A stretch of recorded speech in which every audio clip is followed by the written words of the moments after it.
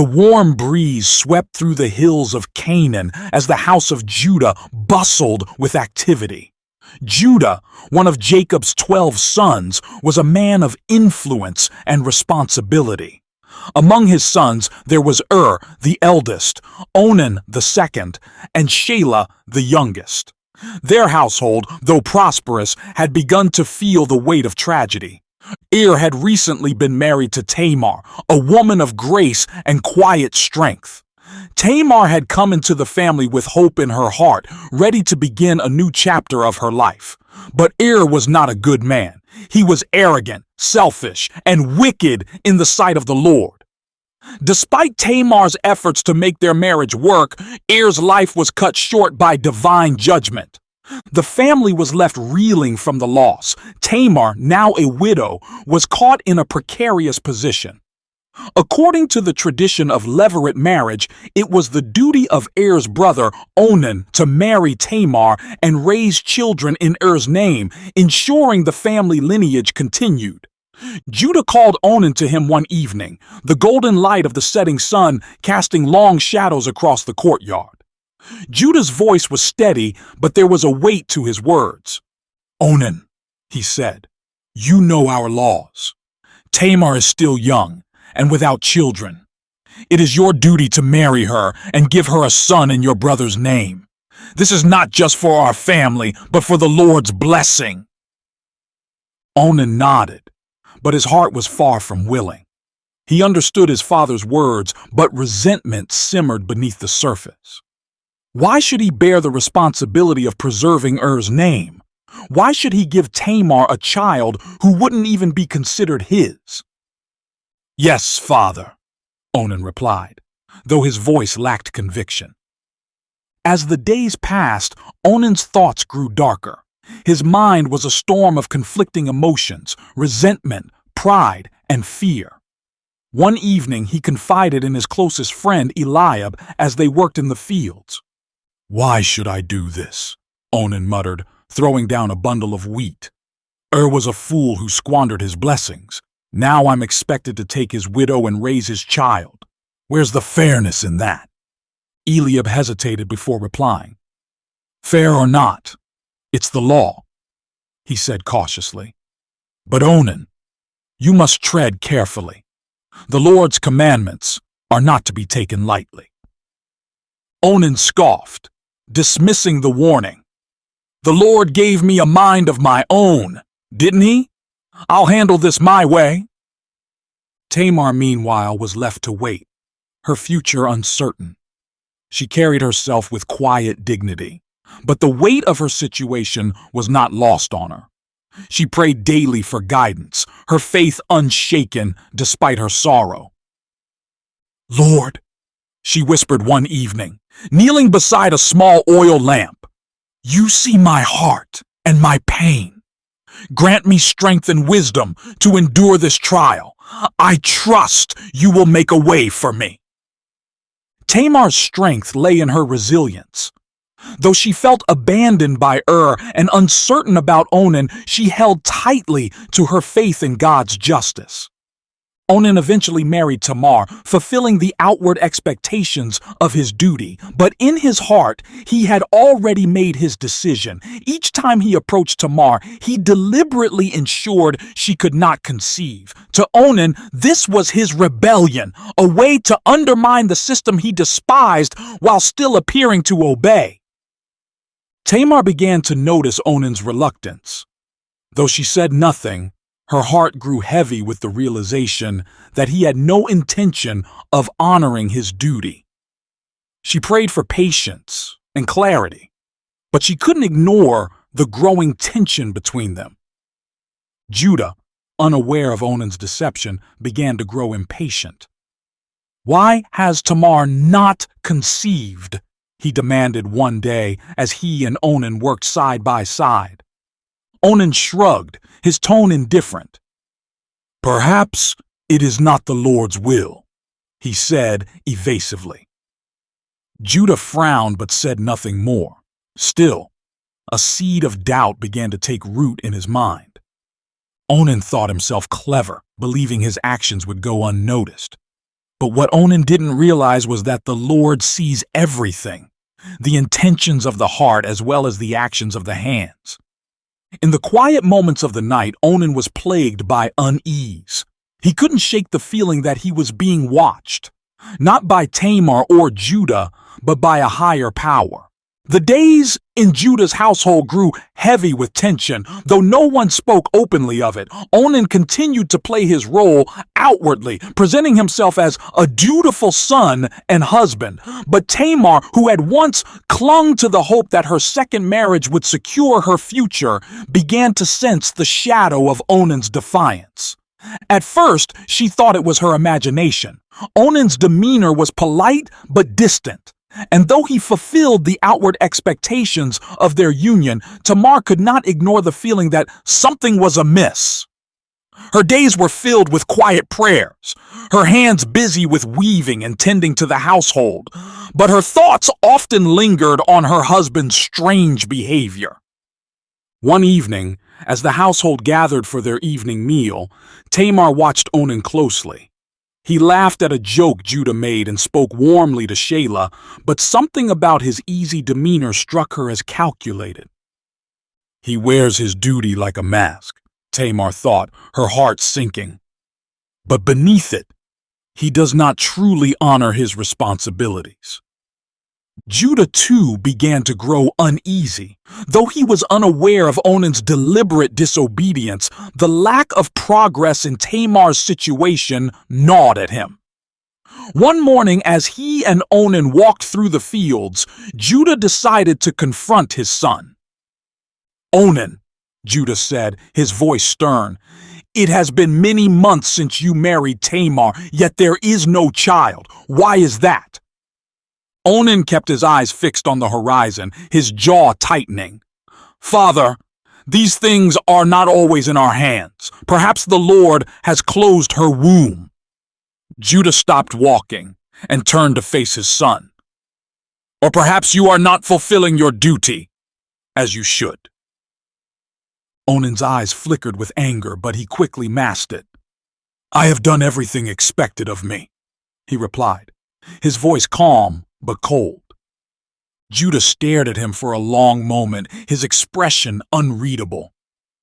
"See that you do," he said finally, turning away. That night, Onan sat alone by the fire, his thoughts churning.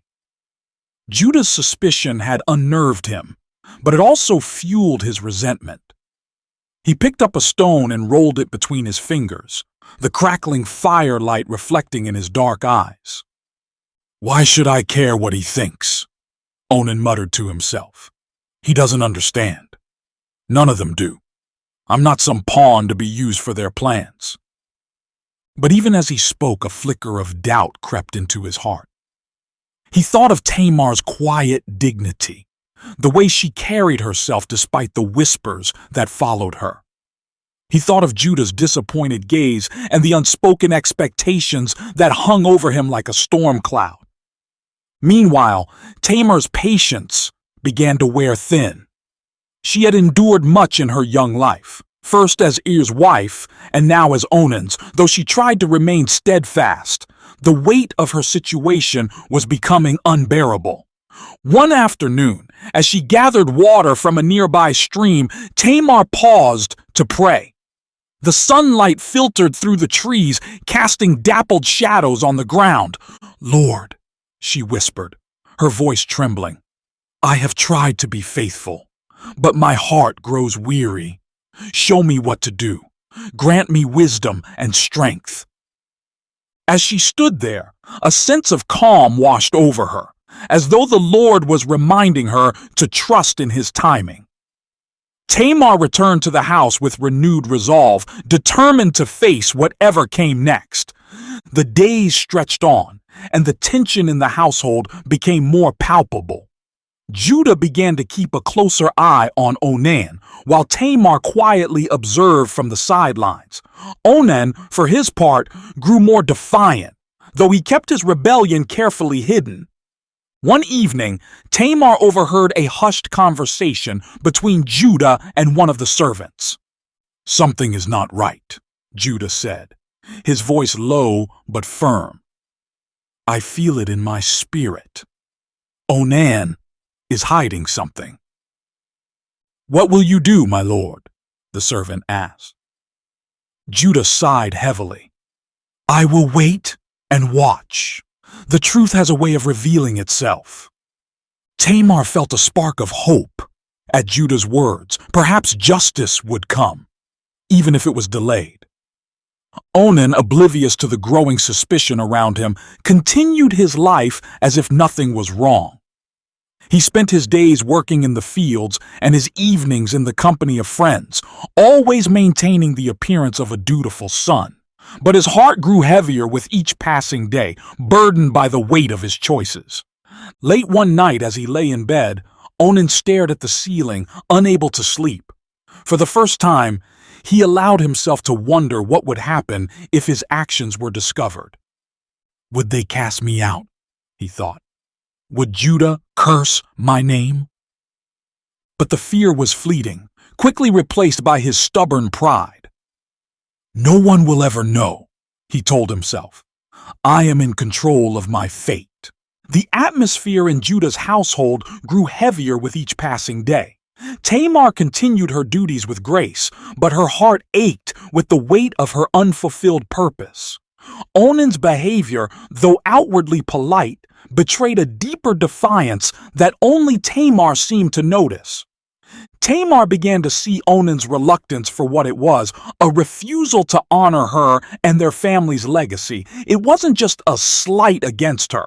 It was a rebellion against God's laws. Though she felt anger rising within her, she chose not to confront him directly. Instead, she turned to prayer and patience, believing that the Lord would guide her steps. One afternoon, as Tamar walked through the olive groves, she overheard a group of servants speaking in hushed tones. Judah suspects something, one said. He watches Onan closely, though he says little. Another servant replied, Tamar is the one caught in the middle.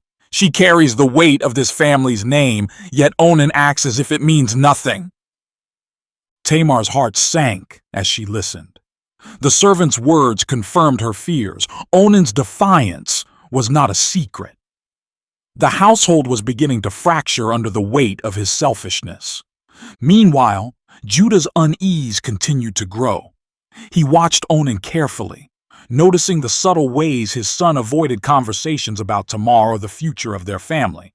Judah confided in his servant, Eliam, who had been with the family for many years. Eliam, Judah said one evening, I fear Onan is not fulfilling his duty. Tamar remains without a child, and my heart tells me something is wrong. Eliam nodded solemnly. The Lord sees all, my lord. If Onan is at fault, the truth will come to light. But what will you do if your suspicions are confirmed? Judah sighed heavily. I do not know. I have already lost one son. Can I bear to lose another?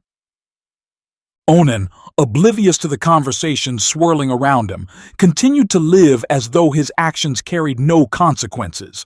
He justified his choices to himself, convincing his heart that he was right to defy the tradition. One evening, as he sat by the fire with his friend Eliab, Onan voiced his frustrations. Why should I give Tamar a child in my brother's name? Onan said, his tone bitter. Is gone, and yet they expect me to carry his burden. What about my own future? Eliab hesitated before replying. Onan, I understand your frustration, but this is about more than you. It's about the family, the law, and God's will. Onan scoffed, shaking his head. If God wanted this, he could have given Tamar a child without me. I'll live my life as I see fit. Eliab said no more, but his eyes reflected a deep concern. Tamar, meanwhile, began to sense that her path forward would not be easy. She prayed often, seeking clarity and courage. One night, as she knelt by a small oil lamp, she whispered a fervent prayer. Lord, you know my heart. I have done all that is asked of me. Yet I remain in this uncertain place. Show me what to do. Guide me, for I trust in your plan." Her prayer gave her a sense of calm, but it also stirred a quiet resolve within her. Tamar realized that she could not wait forever for Onan or Judah to do what was right. She would need to take matters into her own hands, though the path ahead was uncertain. The household grew increasingly divided as the months passed. The servants whispered of Onan's defiance, Tamar's silent strength, and Judah's growing suspicions. Onan's actions, once hidden, began to leave traces that even he could not fully conceal.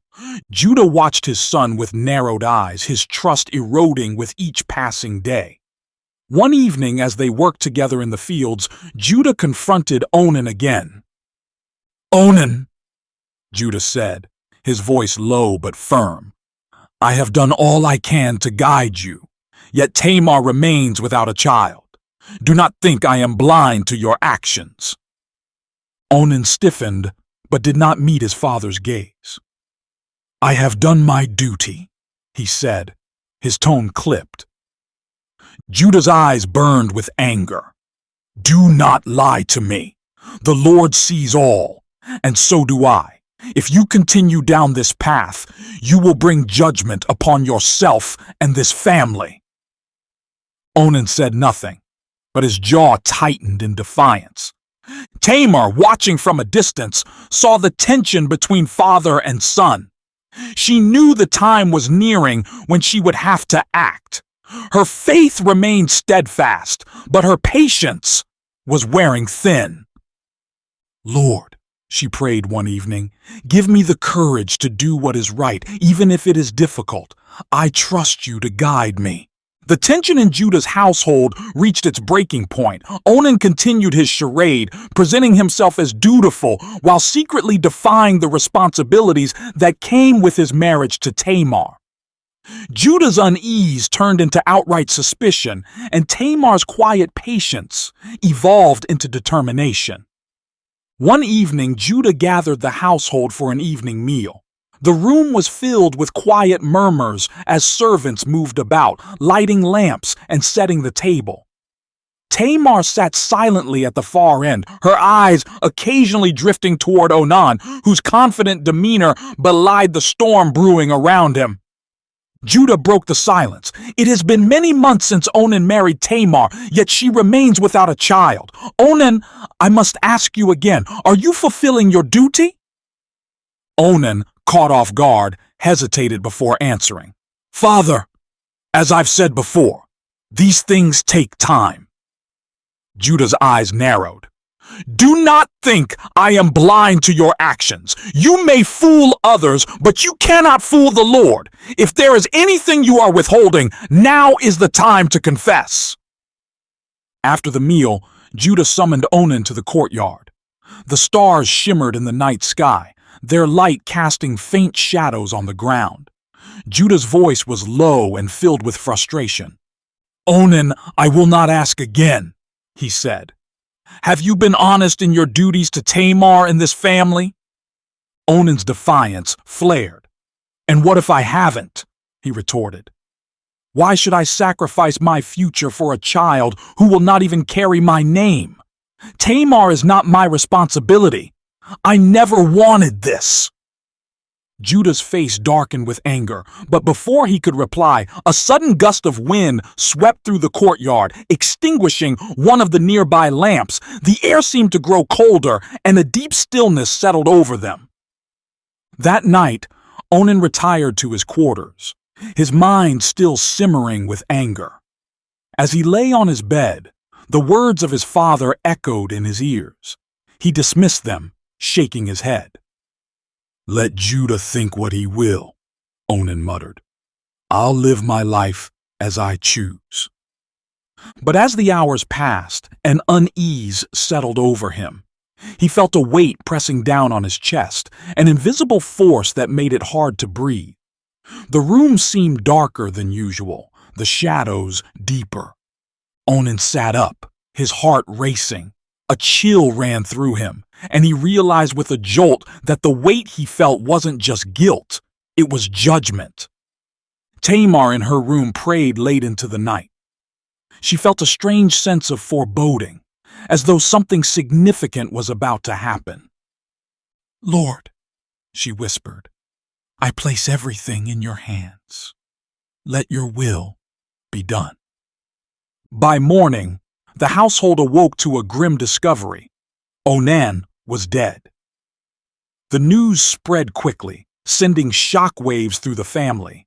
Tamar, hearing the whispers of the servants, felt a mix of sorrow and vindication. Though she had no ill will toward Onan, she knew his actions had brought about his downfall. Judah, stricken with grief and guilt, locked himself away for hours. When he finally emerged, his face was pale and his eyes hollow. "The Lord has judged my son," he said quietly to a trusted servant, "and I cannot deny that his actions brought this upon him." Tamar's future now hung in the balance. Twice widowed and still childless, her place in the family was more uncertain than ever. Judah, fearing for his youngest son Shelah, hesitated to fulfill his promise of levirate marriage. "Send her back to her father's house," Judah told a servant. "She shall live as a widow until Shelah is of age." But deep down, Judah had no intention of risking his last son. As Tamar returned to her father's house, her spirit was heavy but not broken. She knew that her journey was far from over and that she would need to act boldly to secure her rightful place in Judah's family. The days after Onan's death were heavy with grief, but also tension. Tamar, now twice widowed, returned to her father's house as Judah had instructed. But she knew deep in her heart that Judah had no intention of giving Shelah to her in marriage. Judah's fear of losing his last son clouded his judgment, and Tamar could feel the weight of injustice pressing on her. For months, Tamar waited. Shelah grew older, strong and capable, but Judah made no move to fulfill his promise.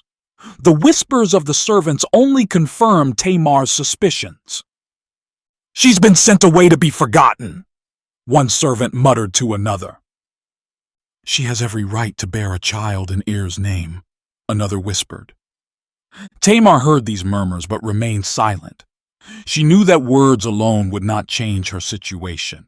If Judah would not act, she would need to take matters into her own hands. One day, Tamar learned that Judah would be traveling to Timnah for the shearing of his sheep, a festive occasion filled with celebration and feasting. Tamar saw her opportunity. She began to devise a bold plan, one that would require courage and precision. She removed her widow's garments and dressed in a way that concealed her identity. A veil covered her face, and her demeanor was calm but purposeful. Tamar positioned herself along the roadside where she knew Judah would pass, the evening sun casting long shadows across the land. Judah approached, his thoughts preoccupied with the festivities ahead. He noticed the veiled woman by the roadside and hesitated.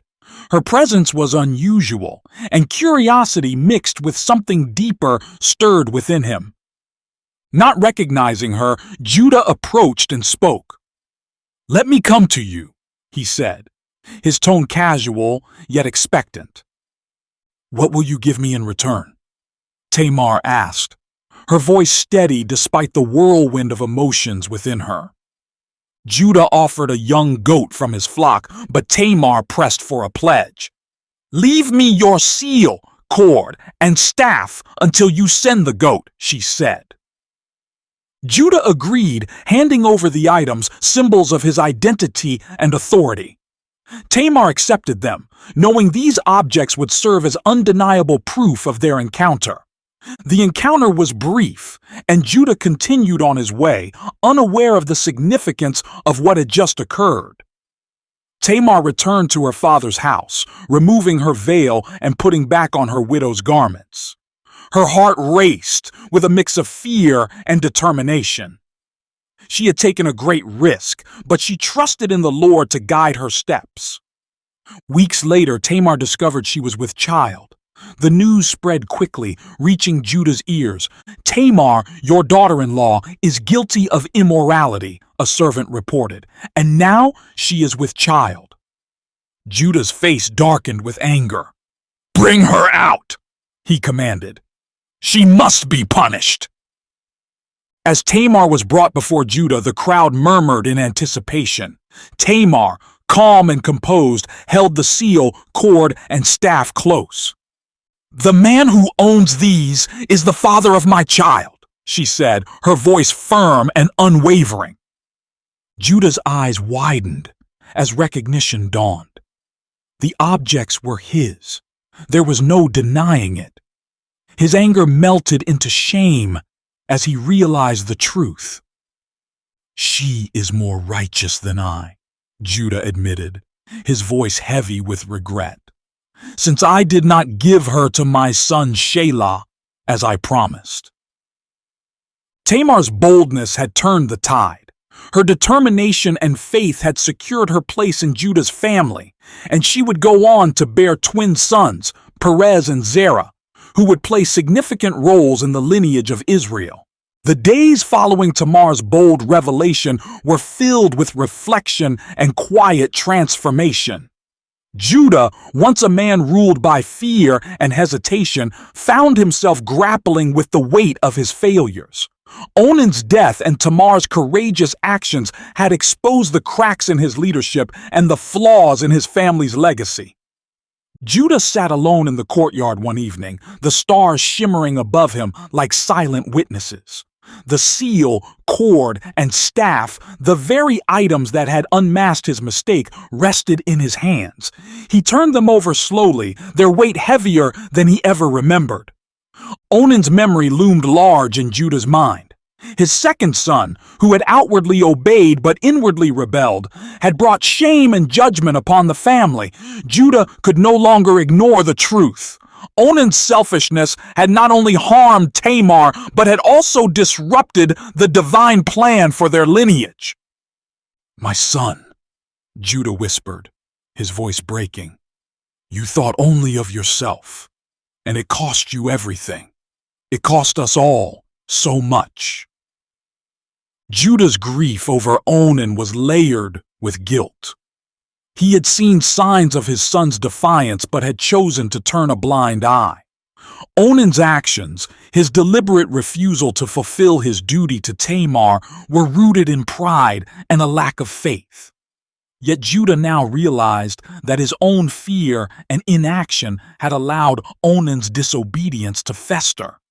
He thought of Tamar, who had endured so much. Twice a widow, cast aside and forgotten, she had every reason to give up.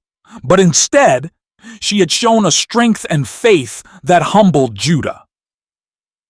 "She is more righteous than I," Judah admitted again to himself, the words tasting bittersweet. "She saw what needed to be done and had the courage to act when I failed." Tamar's sons, Perez and Zerah, brought new life and hope to the family. Judah watched them grow, their laughter filling the once solemn household. Yet every time he saw their faces, he was reminded of the cost at which this renewal had come. Onan's failure was not just in his actions, but in his heart. He had rejected a sacred duty, not understanding that his role was part of a greater plan. Judah reflected on this often, sharing the lessons with Shelah and the rest of his household. "Do not be like Onan," Judah warned one evening as he gathered his family. "He thought only of himself, and it led to his ruin. Remember, we are not just individuals, we are part of God's greater purpose. Honor him in all you do, and trust that his ways are higher than ours."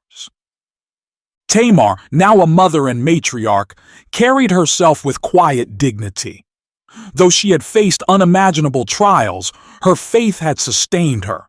She often prayed over her sons, asking the Lord to guide them and protect them. "Let them walk in your ways, Lord," she prayed one evening, her hands resting on their small heads.